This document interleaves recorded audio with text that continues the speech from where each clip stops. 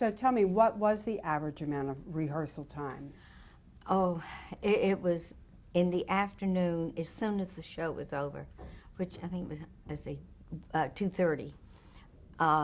Then we went directly into the rehearsal hall and read the script as we thought we were going to play it. Now that drove me crazy because studying with Sandy, that seemed to me that was indicating, and I didn't like that.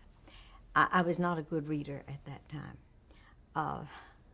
I wanted to react. Acting is reacting, and well, anyway.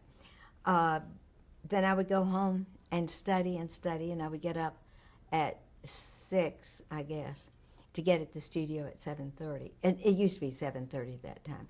We rehearsed so diligently all day, until the show went on live.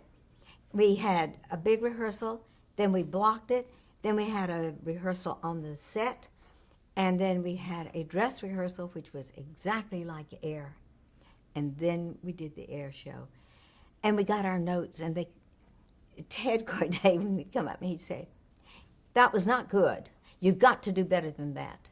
You've got to be this, that, and the other." And I'd go, oh, I mean, that's how I kept my weight down. I was so frightened for 17 years or 14, how many it was, till it went to tape, and I was still scared. Well, can you tell me a little bit more about Ted Corday, both personally and professionally? What's an executive producer's role, and how, you can talk a little bit about the producers after him, too. Well, at that time, Ted was totally in control. And he would hear the reading in the afternoon, he would time it, and he would make suggestions about how to act it. That was very hard for me to take. But it was a guideline, and of course we needed that. But I rebelled. I was really a rebel. And anything that was written in big print of Lisa laughs, Lisa, I would mark through. And I still do that. I don't like to be told because I want it to happen if it happens. So, and yet I liked Ted, and he was a funny man. But I was really terrified those first few years. I was terrified of the show, of him, of everybody, until I got out there. And then when I got out there, it's too late, boys. And it was live, and you just kept going right through. Oh, yes, it was live. And you learn to just keep going if you forget. Or the other thing was to help the other actor. When your partner in the scene might forget or go up for a minute on what they were supposed to say, you just naturally said, "Are you trying to say so-and-so and so-and-so?" And then, of course, that's exactly it. And then, of course, I would forget the next line of my own because I got us through that. So was there any memorable mishaps? There are a lot of mishaps on a live show. I can tell you one that almost happened, which I think would have been just awful, and we wouldn't be having this conversation. When Lisa was pregnant again, I guess it was the 4th time, I don't know, and it was the I'm pregnant and I don't know how it happened storyline. It was because it was the phantom fetus and had this little pillow here. I said, "Oh, I'm pregnant, and I don't know how it happened. Oh, how did it happen?" I had to say that so much. I was so tired of saying, "I don't know how it happened." I'd had 4 husbands by then and 2 children. I should know how it happened. And we had an organist, Charlie Paul. And the organ was right out there on the floor. You could hear it. I mean, you acted to music. That was wonderful. But I heard the closing bars of As the World Turns, and I thought, we're over. You just think we're over. I almost reached in and pulled out this pillow and said, it was a pillow all this time. And I'm so glad I didn't, because I would have been fired. It would have been a great story, but. Oh, so there was that kind of little bit of fear that if you made a mistake like that, you could really get fired. That is taking away the illusion of what we're trying to create, a reality, not a reality show, but reality. So the head writer at that time who created that illusion was Irma Phillips. Could Erna. you talk Erna? Could you talk a little bit about Erna? Erna. Yeah, Erna lived in Chicago. I think she had a line. Now, I'm not sure, but I think she had a direct line to her house for the dress rehearsal, and she would give notes. That's what I think. I thought Erna was amazing. She wrote this whole entire show and made it the #1 show on television. We're the ones that really helped CBS stay on the air. That's what I like to say. We believe that. Anyway, she would write the whole thing with her secretary, Rose. And she would, as I understand it, would act out all the parts. So sometimes we had the same mouthpiece, which bothered me. So I would change my own things. For example, when they would say, Lisa, how are you doing? I'd say, never better. Now, I think that's a cute little thing, but not everybody in town should say never better. That was my thing, because I was very possessive of certain things like that she had written for me. I think it's amazing that she acted out all the parts, because she really wanted to be an actress. And what a wonderful imagination she had, and gave us this. Did she ever come to New York? Yes, we had big fights, of course. We had terrible fights. She used to call me up and say, Lisa, this is Erna. And I said, Erna, this is Eileen. She says, no, you're not. You are Lisa to me. And it used to burn me up. I said, not now. I'm not. We all had this problem. I know Rosemary particularly had this problem, because Rosemary would take her time off and do shows around the country. And Erna would get so mad at her, because when Jeff died, poor Jeff, she was on a television station up in Chicago, and she was laughing. She had her dog on the show, and his name was Murray, and she was laughing and everything, and Erna called her up at the station. How dare you laugh? You're supposed to be mourning Jeff's death. And she said, well, I'm actually playing a hooker right now. What do you want me to do? Do extra work out on the street corner? It was just, she was funny like that. So she really kept you in character in her mind. In her mind, yes. We were her family. Mm-hmm. That's what it came to be. We were hers. So in 1963, you left the show. Mm-hmm. Why was that? I got tired of not being Eileen, and I wanted to do other things. So I quit. Now, that's understandable. But I found out from quitting twice, you don't quit if you don't have somewhere to go. You have to have an agent, and you have to be in some sort of demand. You have to create a demand for yourself. That's part of what I learned. So how did the character of Lisa change while you were gone? Oh, well, this was an interesting fact to me, because I watched the show. I'd been off for 2 weeks, and there was no publicity about leaving, really. At that time, I didn't have a press person. And they had Lisa go off, and they brought in another actress who looked like me, except for a bit, but her hair was like me, her size, her elbows. She had little bony elbows. And Lisa had been, as it turned out, raped repeatedly by strangers in the back of a black limousine. And she lost her mind. And so when I watched this new person play me, she played it for 2 weeks like this. And she wouldn't look at anybody because she couldn't face life. And finally, the woman said, Lisa, take down your hands. And she did. And a voice, Dan McCullough was our announcer, said, the part of Lisa Hughes is now being played by Pamela King. And I was so shocked, because she really looked like me until then you realize it was another person. She sounded like me, which is a hard thing to do. And the thing was, they tried to pull the wool over the audience, over the eyes of the audience. And there was great resentment. She did a good job. It was not Lisa, it wasn't Eileen. So I came back with a better contract. That's what made you decide to come back with a better contract? Well, the contract, and also realizing that it's very difficult standing in the unemployment line. So in 1965, something else happened. As the World Turns had a spin-off called Our Private World. Now, how did that series come about? Erna did that.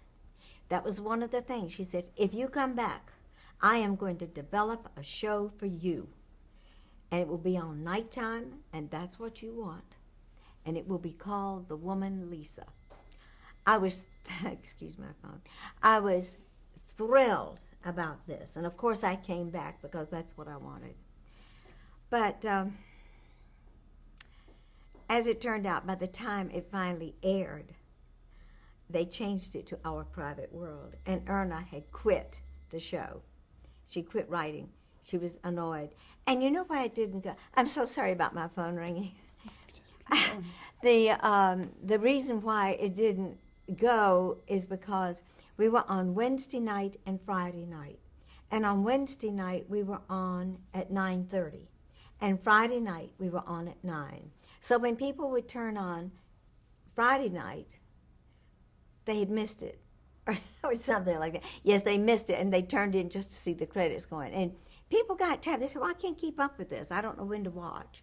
Mm-hmm. If you're going to do something like that, it should be the same time. But the show was geared to, perhaps, had it lasted, to go to color. And that was the first time I had things on my set that matched, you know, coordination.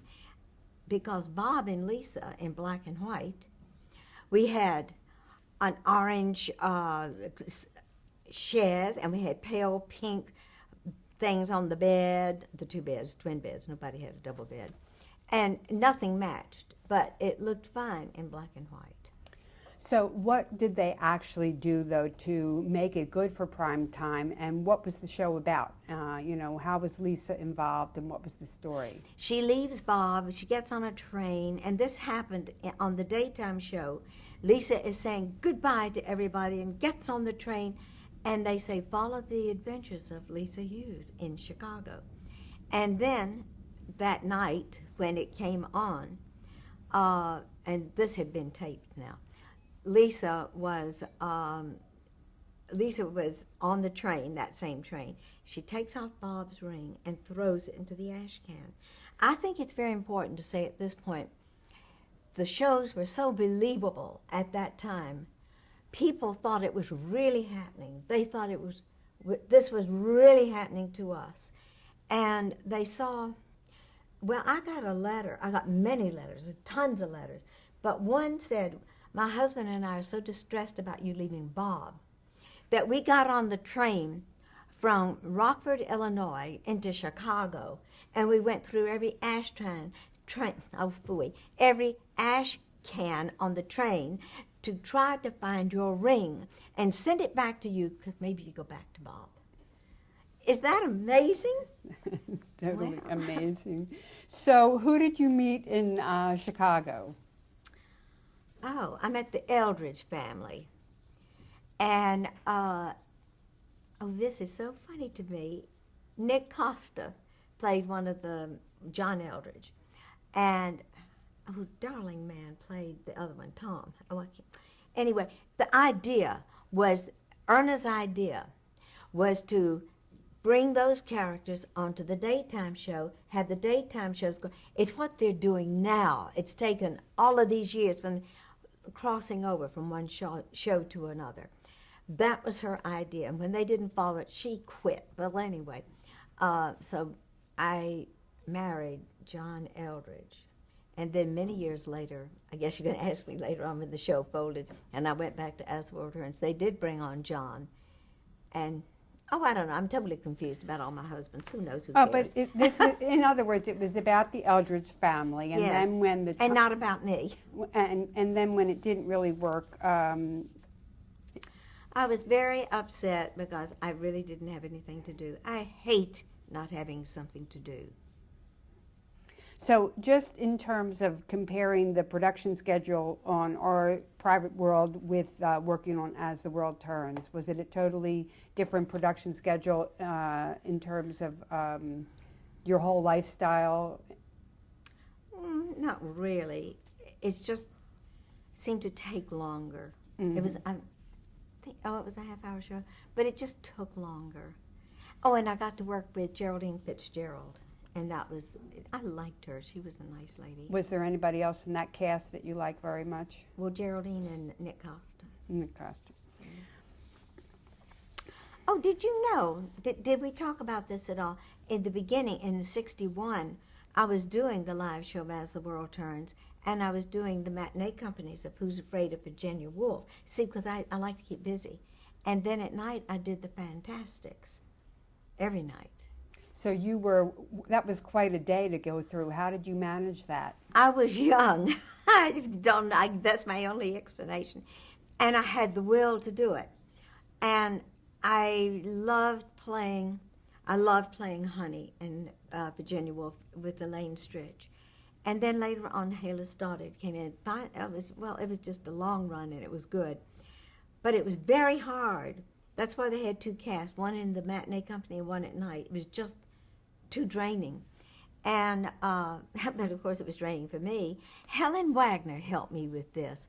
She said, Eileen, you know you can do it. And I said, but the show, Virginia Woolf, the curtain goes up at 2. And we close, As the World Turns was from 1:30 to 2.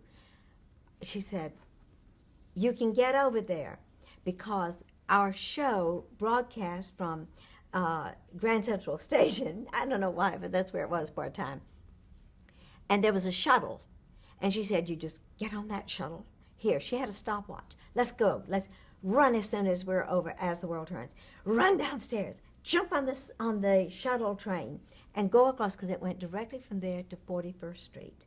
If you get on the back at the front car, you get off at 41st, right where the Billy Rose Theater was. And she said, you can make it, because my character, Honey, didn't come on for 20 minutes. I fought for that part. I fought for everything I've gotten, but I really fought for that. And she proved to me I could do it, and I thank her over and over again for that belief in me. And then you would also do the Fantastics at night. Yes, I went from the Virginia Woolf on Wednesdays and Saturdays. I had a restaurant around the corner, and I ordered at intermission my dinner. And as soon as I was through with Virginia Woolf, for example, I went flying around the corner, had a fabulous dinner of steak, shrimp cocktail, and rice pudding. I'm making myself hungry. Jumped into a cab and went down to the Fantastics and did on Saturday 2 shows that night, and then 2 shows on Sunday. And then Erna, because she was very possessive, made sure I worked on Monday. So I was pooped. Yes. She gave you like a really hard time. Yes, she did. So, but you were doing what you loved. Yes, I loved it. Yes, I loved it. So in 1966, then you did return to As the World Turns. Yes, I did. And what exactly happened to your character during that absence? Oh, well, she'd been away for a year in Chicago, and they asked me to come back, and I said, I will come back on the condition that Lisa is very wealthy, and that, because by then I realized it was important, the audience loves a daydream. I want to be glamorous. I'm going to do my hair streaked, and I'm bringing my own clothes. So they said, sure.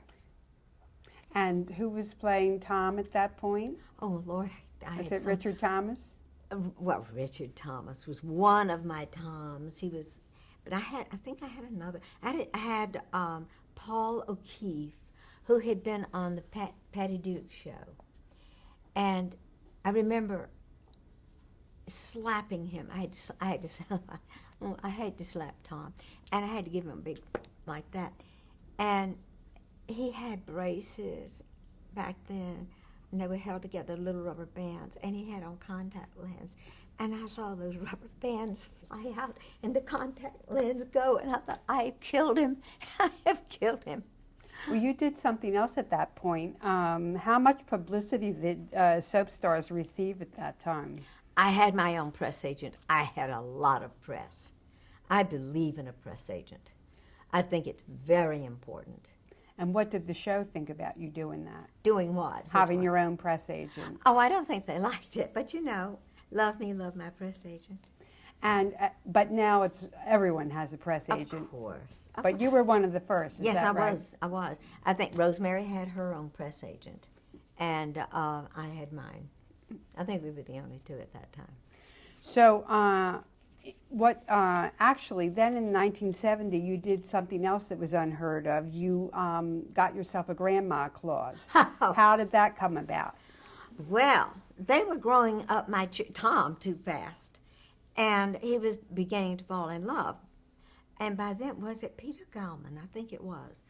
And I thought, you know, if it keeps going this way, I'm going to be a grandmother. Now, Barbara Berger was the other woman on the, well, actually, I was the other woman in the triangle. And I liked her husband, Michael Shea. And at that time, her children and her grandchildren were growing up, and lo and behold, she was a great grandma, and she was beautiful. I remember standing in the control room, and she was looking elegant and gorgeous, and they said, "Do you realize that she's a great grandma? You can't have that. We got to kill her." So next week they hit her with a truck, and I said, "That's not going to happen to me." So I was very careful about being a grandma.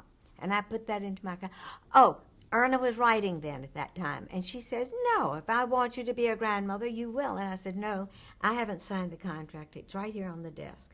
And I will not sign it unless I have a clause saying no grandma."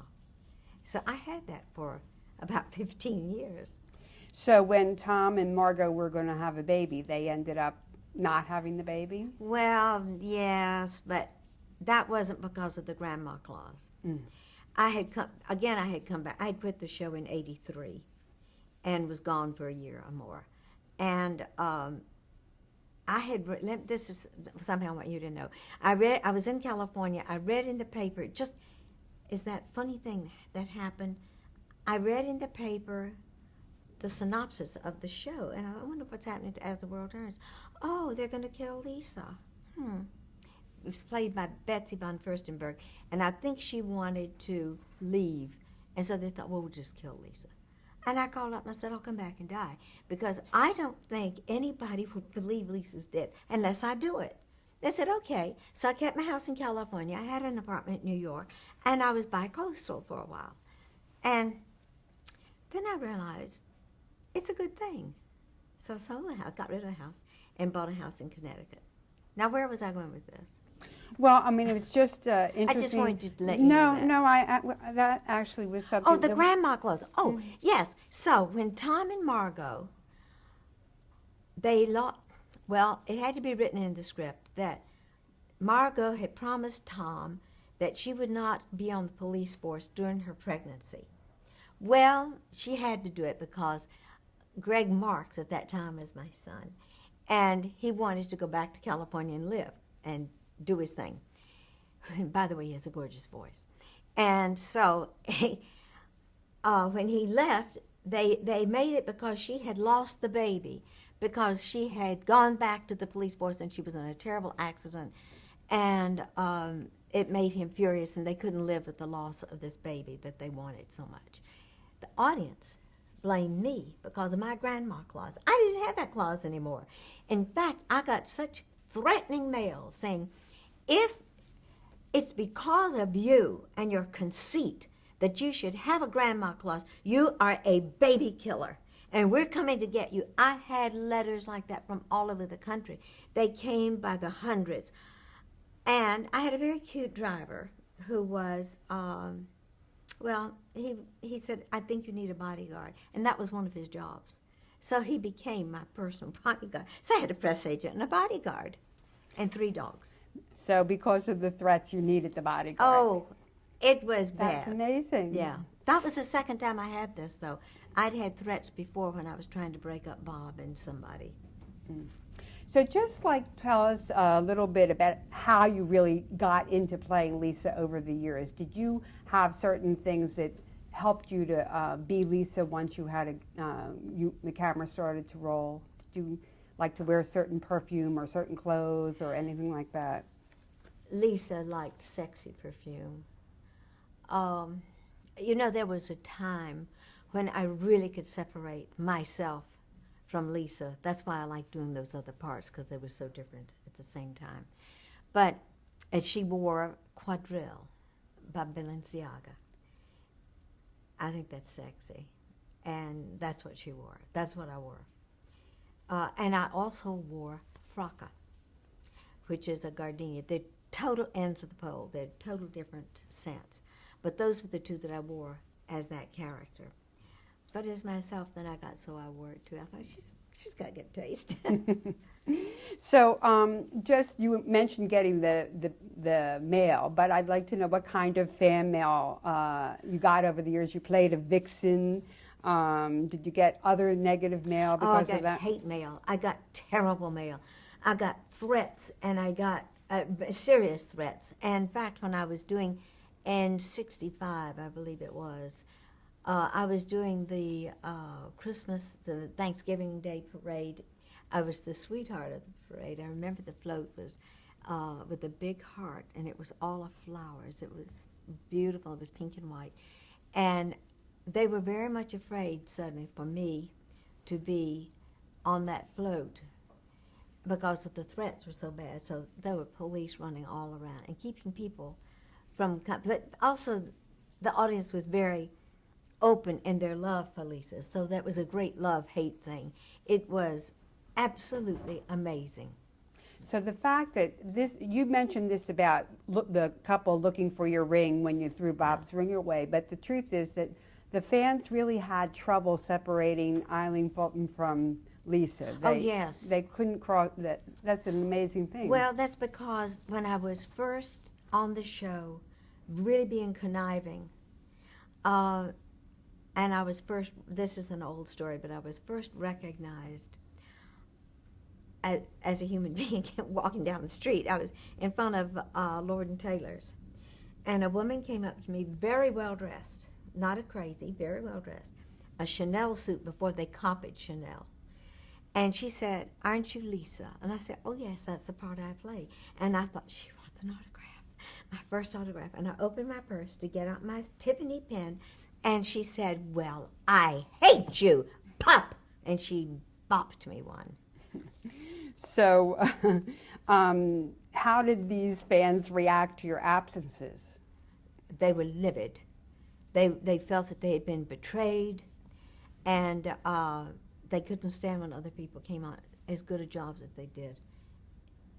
I had created something, and you just can't fool an audience like that. And I think they try to do that now, really changing one character like that. The audience doesn't like that. And did you come to know your fan club presidents and people like that over the years? Most emphatically, yes. My dog. The first fan club president I had was Melissa Goldsmith from New Jersey.